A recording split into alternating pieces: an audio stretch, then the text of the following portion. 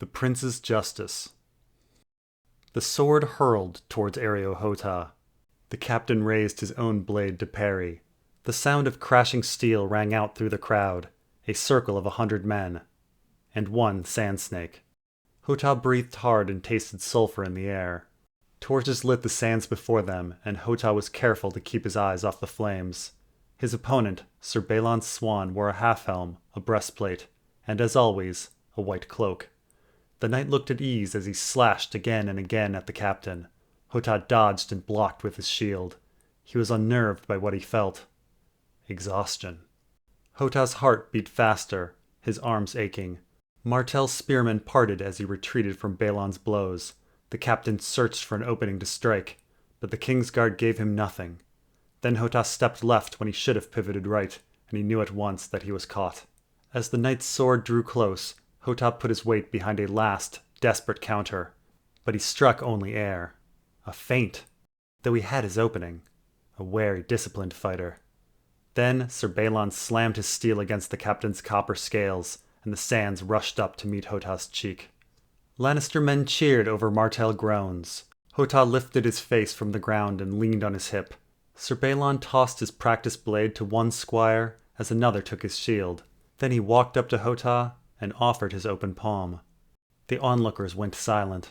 "A fine spar, Captain," Balon said, his forehead covered with sweat. "You fight well." "I was slow." Hotah cleared his throat. "You fought better." He noted the knight's brow. "It's as it was in Sunspear." He took the knight's hand and pulled himself up. Even so, effort brought him to his feet. "Thank you, sir." Murmuring began, and Hotah sensed relief washing over the crowd. It had been Sir Balon's idea to spar for the men, thinking it would lift their spirits. Obara Sand had pushed the party across the desert from the Greenblood at a brutal pace with no thought to their bearing. 4 sand steeds had died on the journey, and when they finally reached the Brimstone, they found that they had ridden too far south. It had cost them a full day to follow the Yellow River north to the Hellholt. Hotah wondered again why Prince Doran had selected Obara to lead the mission. He sought her viper eyes now without finding them. "She stomped off when I fell." With a smile, Sir Ulwick Uller approached Hotah. The heir to the Hellholt stood shorter than the captain, but had a bigger belly by half. "I've got a dragon on you, Captain." "A dragon, sir?" Hotah's voice was a low grumble as he brushed the sand from his copper scales. "Did you lose a wager?" "No," Ulwick scoffed, "but I'm less confident than before." He punched Hotah's chest. "Against my lord brother, I bet that you would deal the killing blow to that fiend Darkstar. My brother predicted it would be Sir Balon. Lady Obara bet on herself." He let out a chortle. "Don't let me down, Captain." "We need a blunted axe. The sword is clearly not his weapon," said Moros Slint, a squire of Sir Balon. Moros was 9 and 10, but his skills placed him far from knighthood. "You are from Pentos, yes?" "Norvos," Hotah said. "Norvos?" asked Danos Slint, a squire of 1 and 10. "Where's that?" A third squire, Jothos, elbowed his younger brother. "It's one of the free cities, you dolt. On the Royne." "The Noyne," Hotah corrected. Danos made an ugly face. "The Noyne? What a stupid name for a river." Then he giggled. "I am King Tommen, King of the Andals, the Noynar and the First Men, Lord of the 7 Kingdoms." "Quiet," commanded Moros. His frog face looked uneasy at the mention of Tommen amongst Dornishmen. "You are lord of nothing." "You are a lord, I hear," Sir Ulwick said to Moros. "Should we call you Lord Squire?" Moros stood up straight.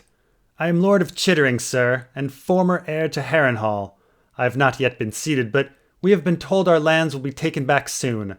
Lord Randall will crush what's left of Stannis' forces, while the would-be usurper rots on the wall." Sir Ulwick smiled. "Yes, I'm certain. A Lannister always pays his debts. Or her debts. Tell me again, who is it that rots on the wall?" The young man's face flushed with anger, but Sir Balon intervened before the squire said anything more. "Sir Ulwick, your lord brother offered a tour of your cellars. We would like to pay our respects." "The dungeons, you mean?" "To be sure." The hour of the owl came, and the party convened by the gates of the Hellholt. They were greeted by Sir Ulwick, Lord Harmon, and 4 Uller guards. Sir Balon was accompanied by his knights, Sir Tanton, Sir Merlin, and Sir Timon. Of the Dornishmen, the Knight of Lemonwood and Lady Obara had come. Everyone in the party was armed, including Areo Hotah. He felt whole again with his ash and iron wife by his side. "Obara, I am surprised to see you here," said Lord Harmon. "You have seen the bones 12 times." Obara looked sideways at Sir Balon and his knights.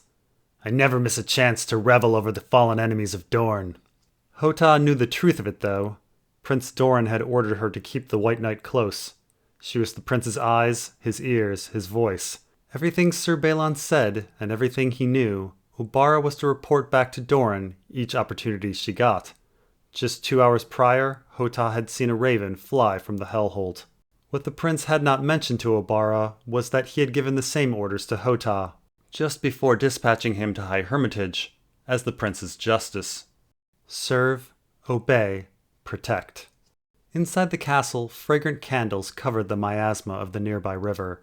Hellholt guards stared forward, stationed every few feet along the entry hall. They wore yellow and crimson plate, and wielded spears with shafts painted red.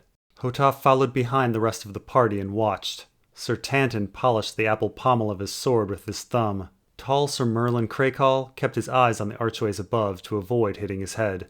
Sir Desiel Dalt had a dagger hidden in his jerkin, and a second in his boot. Obara Sand gripped her spear, as if she were strangling it. Sir Timon was the queerest of the bunch. The knight was lean and light on his feet, with a mop of blonde hair.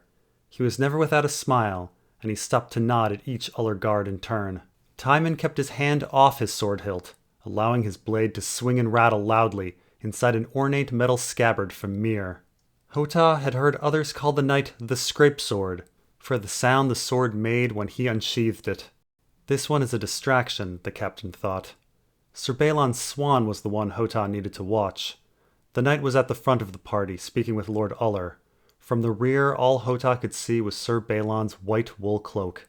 Unlike Sir Aerys, Balon never went without it. The sight of it riled the Dornish, Hotah knew, and Obara most of all. Yet the brooch of quarreling swans that clasped it to his neck was as fixed as a black and white tattoo. The passage they walked emptied into the great hall, filled with 100 trestle tables. On the walls, vibrant tapestries depicted the Dornish Wars, the Andal founding of the Hellholt, and the fiery event that gave the castle its name, when the ancient Lord Uller had invited his foes to feast with him in the name of peace, only to lock them in his hall and burn them alive. "The Ullers have a proud and beautiful history." Lord Harmon's eyes were bright with mockery as he gestured to an image of banquet guests engulfed in flame. Some of those guests had been children. Tanton Fossaway looked pale, while Sir Merlin and Sir Timon exchanged a look. Half the Ullers are half mad, the captain thought. The other half are worse. It was difficult to imagine that the gentle Ilaria had been raised here. "These are fine tapestries, my lord," Sir Balon said in a courteous tone. "We are honored that you shared them with us." "You want to see dead dragons," said Lord Harmon. It was not a question. The party was escorted down another corridor to a narrow passageway revealing stairs. It was a steep descent, and they went one at a time. An Uller guard led the way, followed by Lord Harmon, his brother, a second guard, then Sir Balon and his knights. A third guard went in front of Hotah with the Knight of Lemonwood, Obara, and a fourth guard coming after. A bad place for a battle, Hotah thought. My axe has little room. "This is the oldest part of the castle," called out Sir Ulwick as they made their way down. "These dungeons kept House Uller safe from the fires of history." The 13 reached the underground hall, and a guard waved a torch to illuminate the way. The damp stone walls were flecked with niter, and lined with casks of wine. There was enough Dornish red to keep the castle drunk for years. "These prisoners should be freed," japed the scrapesword, as he and Sir Tanton examined the vintages written on the casks. 10 years old from the Torrentine Valley. Older than our princess." Sir Timon's comment struck Hotah as odd. "Older than Myrcella?" "That's Dane wine," said Obara Sand. "Darkstar is likely in his cups on that same swill." "The wine of the Lemonwood is vastly superior," said Sir Desiel. "Its flavors linger on the tongue, full and rich, free of deceit." "The cider of the Cockleswent is the finest drink in the 7 Kingdoms," countered Sir Tanton. "After I slay the rogue Sir Gerald in single combat, I will buy each of you a barrel." Obara and Sir Desiel stared at Sir Tanton blankly. Sir Timon snorted back laughter. "Shall we continue?" Lord Harmon called back to the stragglers. After passing several empty cells, the party came to the Hall of Bones. Sir Balon and his knights gaped in wonder. Sir Ulwick took in their faces with a dry chuckle. "This is the very reason I bring my paramours here." Encased in jagged sheets of milky glass, the sun-mottled bones of a monstrous beast stretched the length of the hall. "It's true, then." Sir Balon tiptoed towards the ancient skeleton as if it were alive and hungry. "They say Meraxes could swallow a horse whole. Only the Black Dread surpassed Meraxes in size." The knight touched the milky glass. "The glass is said to be from the dragon's wrath," explained Ulwick Uller. "Aegon and Visenya flew down to the Hellholt and scorched its sands from horizon to horizon, fusing glass with the bones of the fallen mount." Hotah watched Balon's eyes as they followed from dragon tail to dragon neck. The bones and glass had been raised and supported with iron bars to return Meraxes to her shape and life. "The dragon is missing a head," observed Sir Merlin. "The Dornish cleaned the skull of glass and carried it to King's Landing long ago," said Lord Harmon. "It was a gift of peace." "I would have kept it," said the Scrapesword. "Send a whale skull in its place." "A whale skull isn't big enough," objected the Knight of Lemonwood. "And as you can see, Dragonbone is black." "The First Dornish War raged on for years," recited Lord Harmon. "There was scarce more difficult a time in our history. Meraxes rained hellfire upon Lord Uther's small folk. His towers, his ships, scorpions lined the walls and dotted every tower, but no one expected they would truly kill a dragon. We all believed the dragons invincible, Valyrian gods, and so we aimed at the riders. Dan Lai was naught but a tailor, thrust onto the scorpions when the dragons came south. Atop the tallest tower in the castle, he aimed for Queen Rhaenys, but his iron bolt missed. It was the most glorious failure in the history of all Dorne, as his bolt hit not the dragon rider, but the dragon's eye." "The eye, my lord?" asked Sir Merlin Crakehall, turning. "I had heard the gullet." "I believe it was the ear," pronounced Sir Tanton. "Nonsense," said Lord Harmon, annoyed. "The eye of Meraxes bled fire, all the tales agree. The shriek of a dying dragon had not been heard in Westeros since the days of Florian, and it was music to the ear. Meraxes flailed in the air, spit her pillars of flame, and crashed through the same tower she had been shot from. Scores died just from the dragon's fall, including Dan Lai Boltmaster, as men later named him." "They should have named him Bolt Novice," the Scrapesword whispered to Hotah. "He missed." The Lord continued. "The dreaded beast broke through the castle wall on her way to the earth, where she let out one last bone-rattling song. None could say whether Meraxes crushed her in landing, or whether she fell to her death beforehand, but Aegon's favorite queen was never seen again." "Save for by Lord Uther," Sir Ulwick added. Ulwick's lord brother smiled. "That is but a story." "It's a story I tell my paramours." "I am sorry, sir," said Sir Merlin. "Are you saying that Rhaenys survived?" "I will be clear," Sir Ulwick said. "Lord Uther Uller loved Queen Rhaenys deeply, and repeatedly, in this very dungeon." The knights looked about their grim surroundings. There were no windows, no chairs, no benches, no beds. The stone walls had no sconces. Without the light the guards carried, they would be in utter darkness. Sir Tanton's eyes went to a chain on the rear wall. "Why the faces?" tutted Ulwick Uller. "The silver bitch and her ilk killed thousands of innocents. Men, women, babes, burned alive. And still people brood on her fate. You should not. Any maester will tell you that no one should love the dragon. Not the Rhoynar, not the Andals, not the First Men. And not the Noynar neither." He smiled at Hotah. "Still," Sir Desiel Dalt said stiffly, "if the story is true, Lord Uther's actions cannot be admired." "Lord Uther faced justice for his crime in short order," said Sir Ulwick. "He was stabbed by a catspaw after King Aegon put a bounty on his head. One by one his true-born sons were murdered, until his only kin was a bastard babe with purple eyes." Lord Harmon smiled at his guests apologetically. "Again, these are crib tales. My brother enjoys telling women we have Targaryen blood in us." "It would explain the madness," snorted Obara. The lord and his brother brushed off the insult with laughter.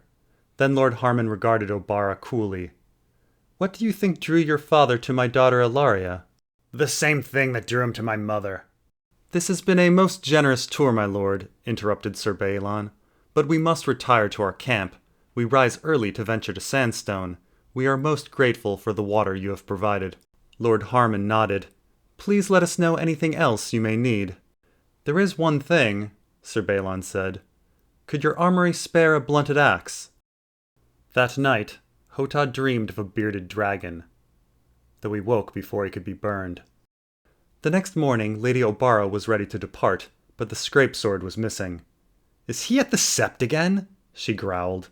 The same had happened at Vaith and Godsgrace before. The pious fool! Hotah had spent more than 20 years in Dorne, but still he understood neither the seven-faced god nor its followers. Knights were warriors of the gods and made solemn vows to them, not so different from his own. Simple vows for simple men. Yet each knight Hotah knew was a puzzle to him. Sir Balon's swan prayed each morning with Moros, Jothos, and Danos. Yet Prince Doran had said the knight conspired to murder his son. Sir Tanton and Sir Merlin's prayers were never more than cursory, but they appeared to be good men. Hotah had not seen Sir Timon pray at all, though the scrape sword would go to Sept to light candles at every opportunity.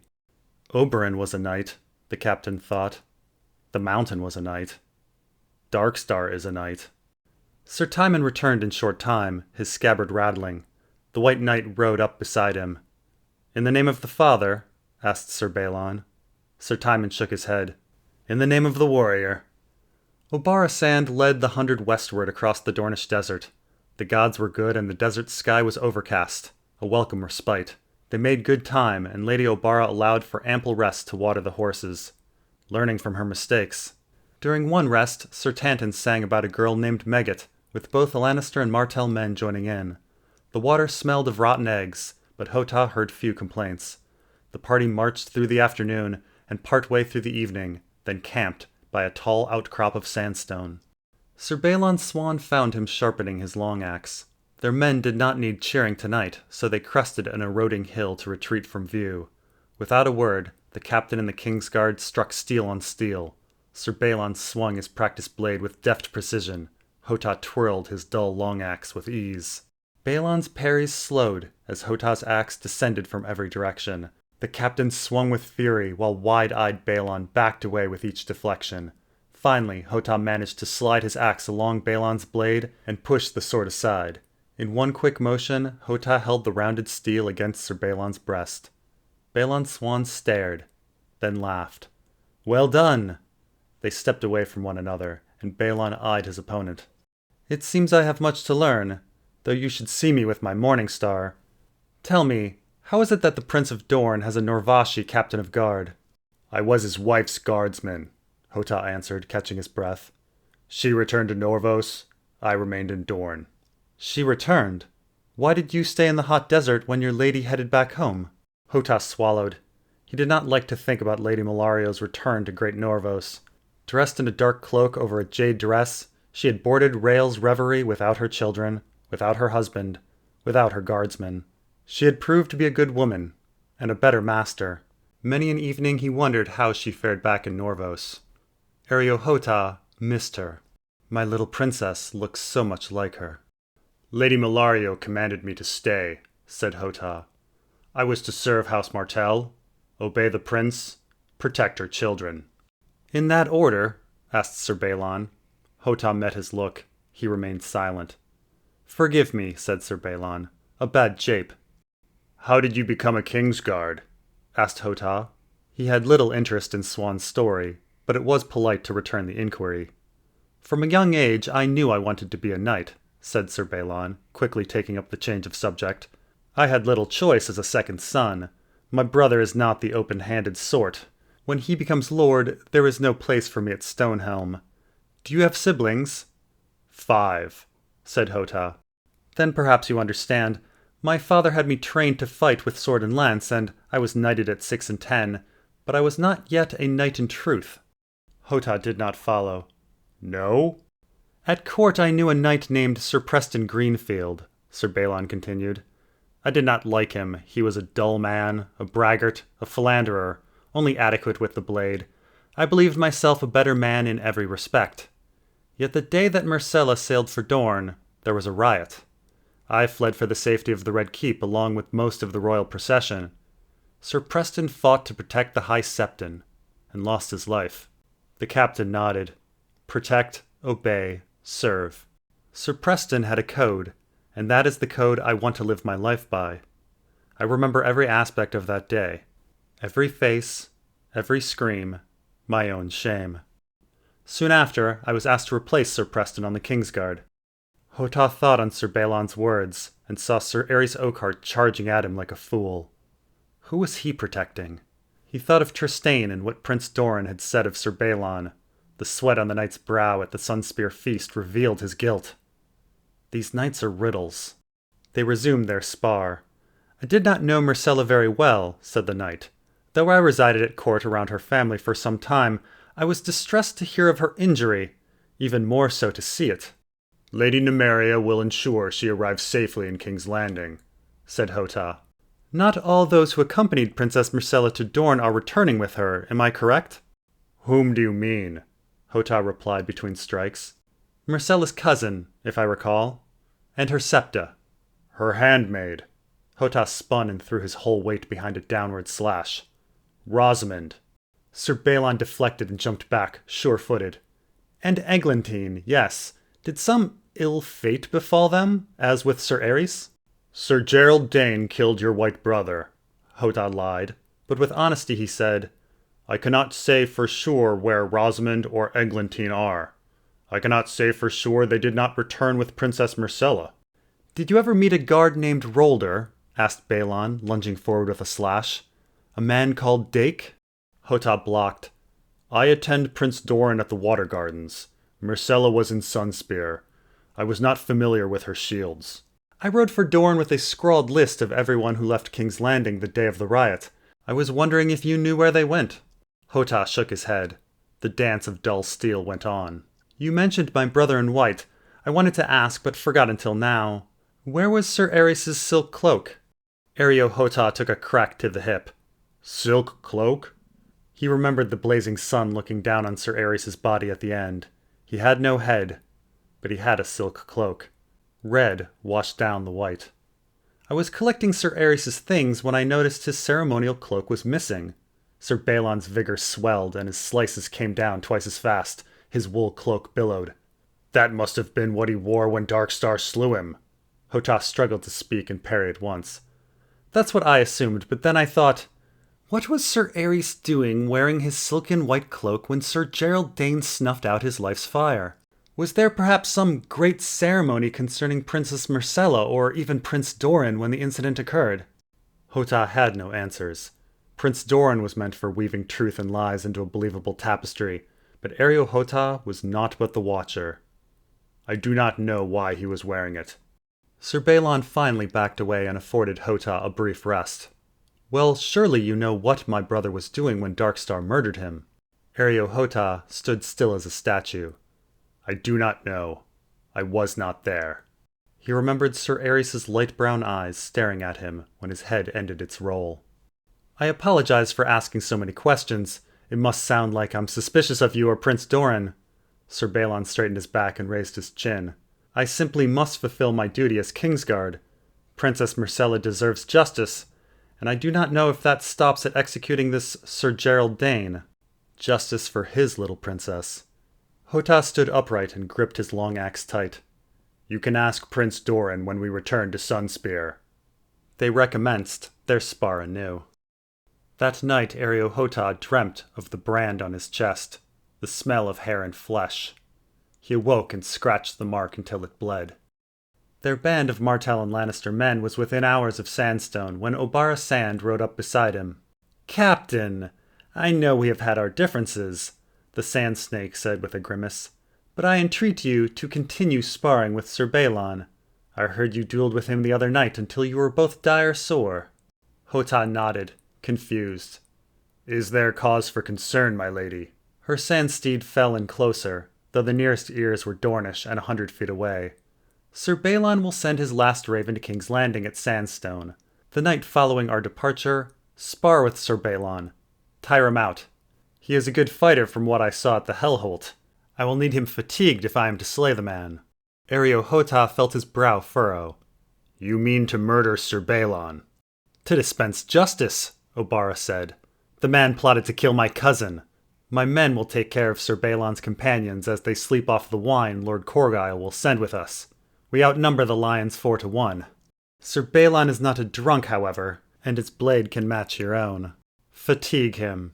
My spear will find a chink in his armor. She is quick and strong, if he were exhausted. The squires, said Hotah suddenly. Danos is 1 in 10. Obara only stared at him. He thought of the prince's words. Tell me, Captain, is that my shame or my glory? Hotah scratched his chest. This could start a war. The crime will be Darkstar's. A laugh twisted her lips. An ambush in the night, we will say. Obara Sand's horse moved away.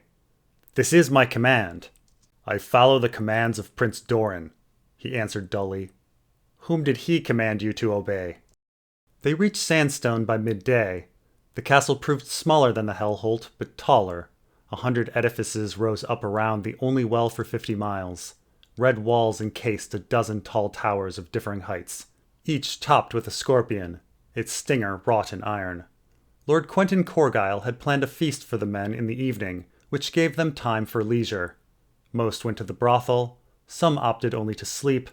The scrapesword went to the sept. When the sun set, the men convened in Lord Quentin's banquet hall. The dishes were of the western desert. Many were foreign to Hotah.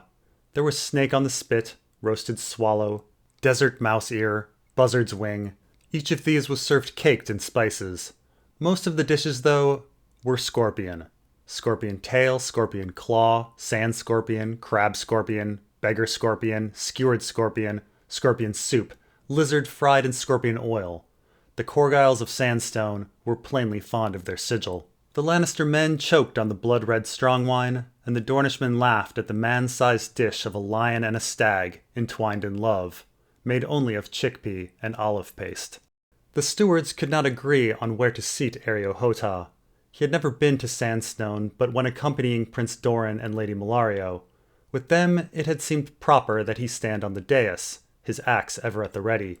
Having him guard a fighter like Sir Balon, however, would be insulting, yet to sit with the lords was well above his station. In the end, he was seated with the knights and squires, between Danos and Jathos Slint. Their brother, Moros, was given a place on the dais, amongst Lord and Lady Corgyle, their sons, Sir Balon, the Knight of Lemonwood, and Lady Obara. Hotah spent most of the meal wondering what the lords and the White Knight spoke of. To his right, Jathos ate ravenously. Danos made 2 fried scorpions battle to his left. Jathos, Sir Merlin yelled from down the table. How goes your training with the blade? Better than Lord Squire's, I hope. Fair, sir, said the squire. Sir Balon says I have promise. Learn quickly, my boy, said the scrapesword. I began my life as a hedge knight close to your age. I was 7 and 10. I was a household knight at 8 and 10, added Sir Tanton. Hotah watched Jathos eat. The boy was large for 5 and 10, and had a healthy appetite. Scorpion after scorpion went into the boy's mouth. The sleeves of his shirt were too short, Hotah observed. A boy who soon outgrew his clothes. The stewards placed me at the right table. A serving man came to Hotah. Captain, Lady Obara would like a word. Hotah rose and approached Obara Sand at the end of the dais. I would like you to watch Sir Timon, the sand snake said, her voice hushed so Morris would not hear. My lady? I sent a man to the sept to ask about Sir Scabbard. The septon reported the knight lit some candles, prayed to the mother, and then inquired if he had seen a girl of 9 or 10 years, green eyes, cheerful in spirit, with golden hair. Myrcella. Hotah could smell the sweet wine in Obara's glass. Why would the scrapesword think she and Nym would be traveling this way? She glared at Sir Timon, who was drinking with Sir Merlin. He also thought the girl might be traveling with a septa. That means Tyene is with them. Hotah stood silent. Doran schemes. Tell me what his game is. I cannot say, said Hotah. He had vowed to keep the prince's secrets. Even if he had not, He could not explain why Lady Nym or Tyene Sand would be passing through Sandstone. They were supposed to head to King's Landing, but now they venture west, towards Old Town, towards Sorella. Obara's face was red with anger. Why would my uncle lie to me? Does he not trust me? I cannot say, Hotah repeated. Leave me, spat Obara. Hotah returned to his seat. He watched Sir Timon for a long while, as ordered, though he doubted the knight would say much. The scrape sword was near asleep from wine. Hotah turned back to look at Sir Balon. The White Knight's plate was filled with food, but he did not eat. His cup was filled with wine, but he did not drink. He spoke with Sir Gillian Corgyle, then his brother Sir Aaron, though Hotah was too far to hear. He watched Sir Balon's mouth, trying to make out a single word. Jothos, said Danos, I dare you to eat the soup. No, you eat it. You are a craven unless you eat the soup. You know it's too spicy. Do you want me screaming in the privy like Sir Balon at Sunspear? He did eat the stew? Hotah prided himself on his powers of observation. Could I have erred? Hotah did not sleep that night.